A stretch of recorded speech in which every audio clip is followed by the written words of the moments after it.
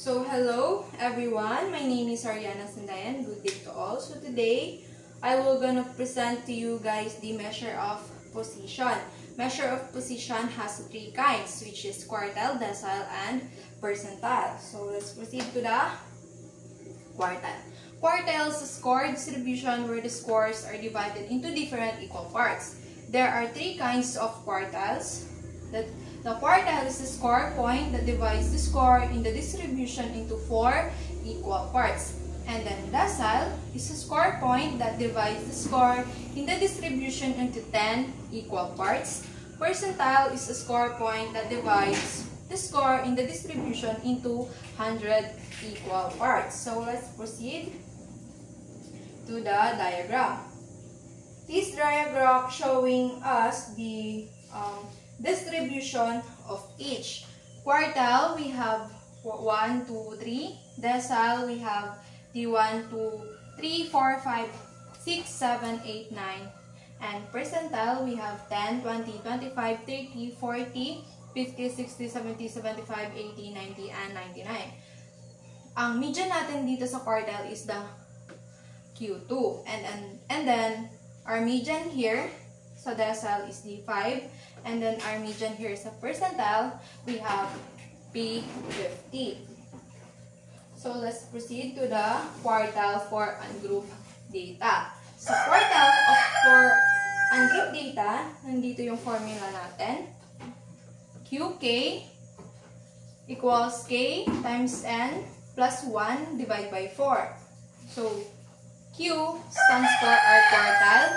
K stands for 1, 2, 3. So, yung K natin stands for 1, 2, 3, di ba? N is our number of cases, and then 1, nandiyan na yan.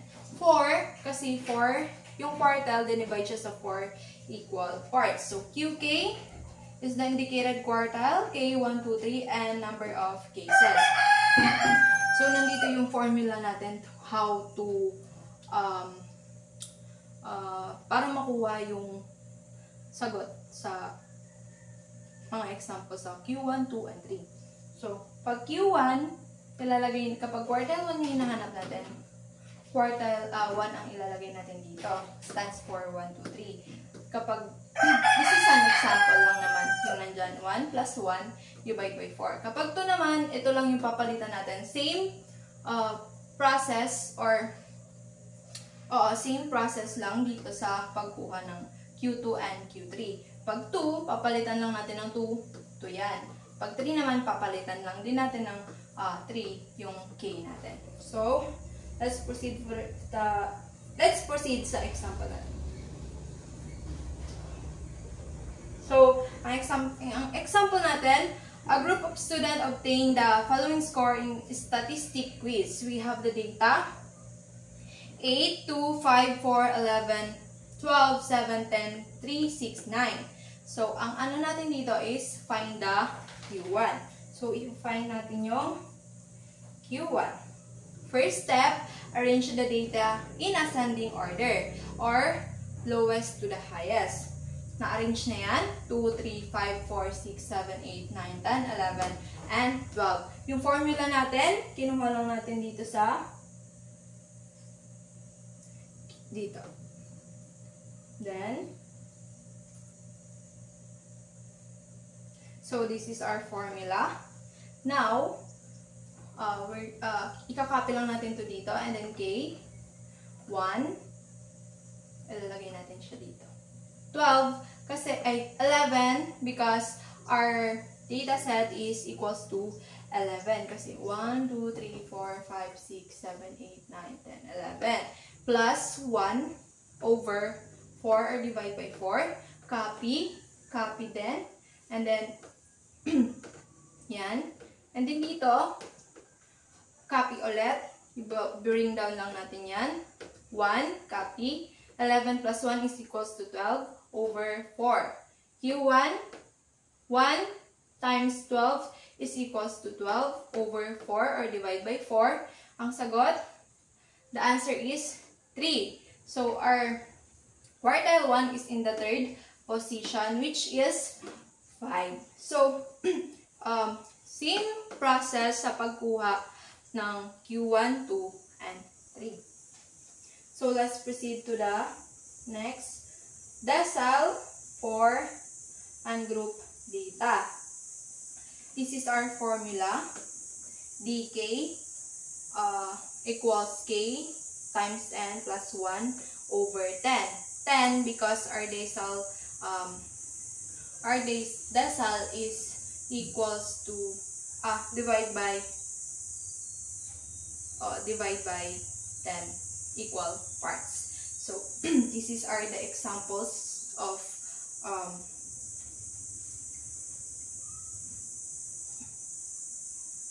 this is our examples para makuha yung mga hinahanap natin. So D1, D stands for decile, K stands for 1, 2, 10. 1, 2, 3, 4, 5, 6, 7, 8, 9, 10. So, kapag, same process sa quartile, ilalagay lang natin yan. Pag D1 yung hinahanap natin, ilalagay natin yung 1. And then, N, number of cases, plus 1 over 10. Same process sa mga ito, D9, 9, 1 plus 1, 9 times 1 plus 1 over 10 or divide by 10. So, let's proceed to the example.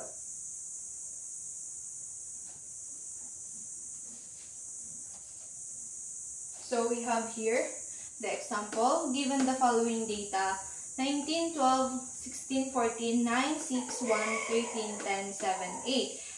Here, we're gonna find the D5, the value of D5. So, the first step, same process sa quartile. Arrange the data set in ascending order from lowest to highest. Our formula here, kinapi ko lang ulit dito sa, yan. Then,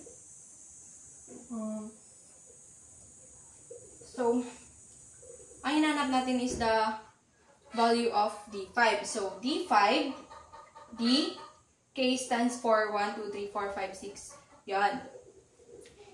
We're gonna copy the 5 here. And then, our data set is 1, 2, 3, 4, 5, 6, 7, 8, 9, 10, 11. So, we're gonna put the 11 here plus 1.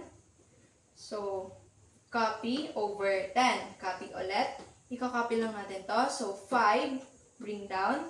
11 plus 1 is equals to 12. So, 5 times 12, later, gagawin natin yun yung sagot dito. 5 times 12 is equals to 60 over 10. Kakapi lang natin yan, over 10. So, 60 divided by 10 is equals to 6. So, the value of D5 is in the 6th position, which is 1, 2, 3, 4, 5, 6, 10, which is 10. So, let's proceed to the quartile for group data. This is our formula. QK equals LB plus KN over 4 equals CFB, or cumulative frequency before the quartile class, over frequency of the quartile class, and then our interval. So, let's proceed to the, where QK stands for the indicated quartile, K, 1, 2, and 3, and total of number of frequency, LB, lower boundary of the quartile class, CFB, cumulative frequency before the quartile class, FQK, frequency of the quartile class, I, size of the class interval. So, let's proceed to the example. This is our example. Construct the frequency distribution with 7 class intervals. Calculate first quartile. So, we're gonna find the value of the first quartile. So, this is our table that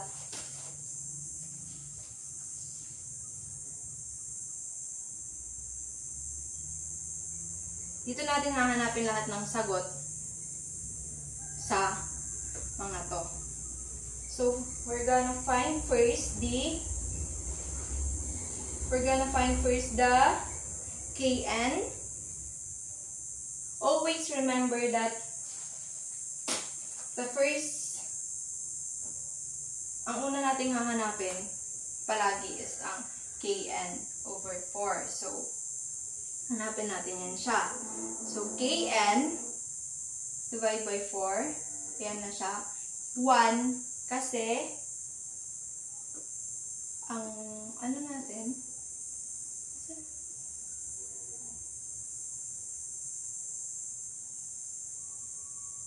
1 kasi quartile 1. 26 kasi our number of cases is 26. Then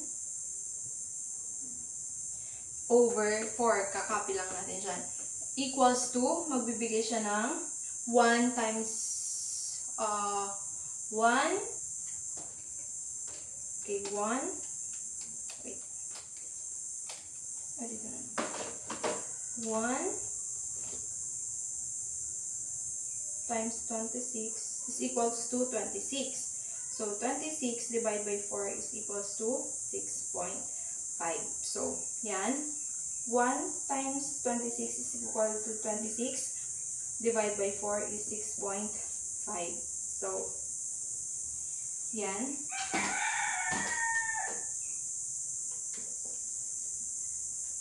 Try natin. 1 times 26 equals to 26 divided by 4 is equals to 6.5.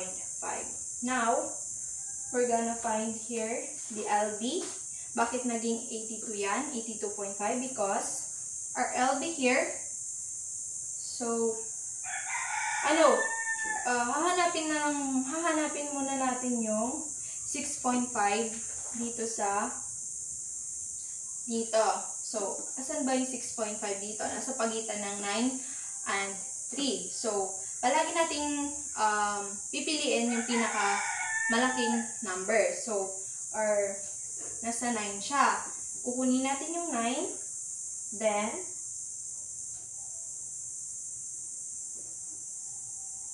sa 9 siya. Kaya, yung tapat ng 9 nasa lower boundary is 82.5. Ilalagay natin siya dito sa value ng LB. Ang CFB natin naman, naging 3 siya because dito, less than cumulative frequency, yung pinaka yung mas mababa sa 9. Kukunin lang natin tong 3 and then ang frequency natin is equal to frequency 6. Dito lang tayo. Kaya dapat ang magiging sagot natin dyan nasa pagitan ng 83 to 85. So, ang class interval natin is 3. Nakalagay na siya dito. Dyan. Then, let's proceed. I-ano lang natin siya.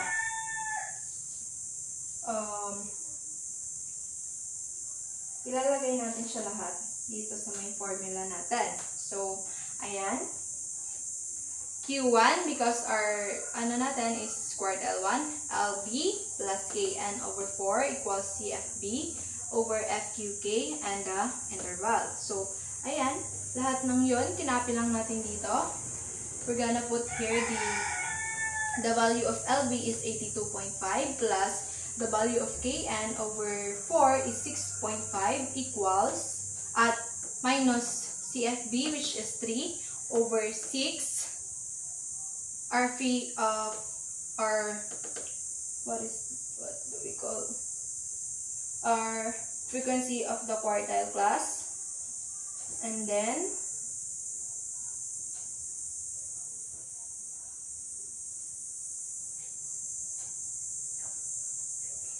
interval is 3. So, ang magiging natin, Q1, copy ulit, 82.5 plus 6.5 minus 3 is equals to 6.5 minus 3. 6.5 minus 3 is equals to 3.5. And then, over 6. And then, wag natin kakalimutan tong interval. Ilalagay lang natin siya dito. So, next step, Q1, copy ulit. And then, copy lang din natin tong Q2, 82.5 plus 3.5 divided by 6 is equals to 0.583. Kinuha ko yung tatlong yan kasi pag mas maganda siya na pag computation, mas magandang kinukuha to. Yung 5, 8, yung 3, yung tatlo dun sa So, now, bring down ulit the 3. Now, we're gonna times this. 0.583 times 3 is equals to 1.749. Copy lang ulit natin dito. So, magiging natin, 82.5 plus 1.743 will give us 84.249. So, ang magiging value, so, our value of quartile 1 for ungroup data is 84.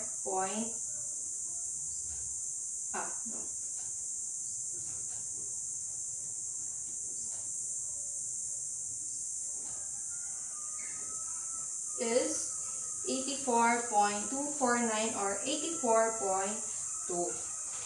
So, nasusundan nyo ba yung formula?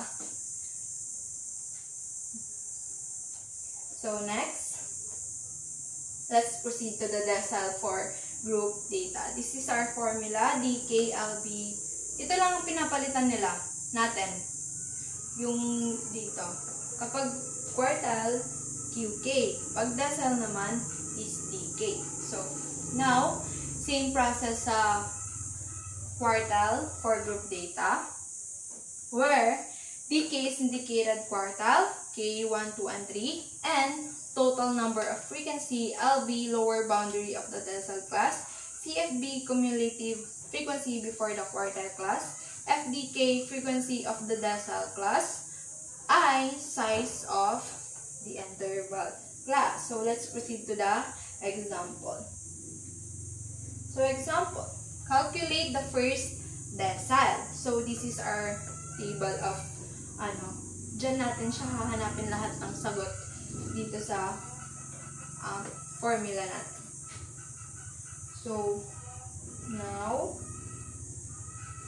so Kn over 4 is equals to 1.8 because 1 times 18 is equal to 18 divided by 10 is equal to 1.8. So, ilalagay lang natin siya dito and then hahanapin natin yung value ng mga yan. 3.5 kasi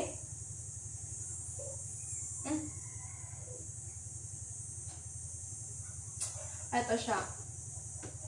3.5 kasi andito. Tapat.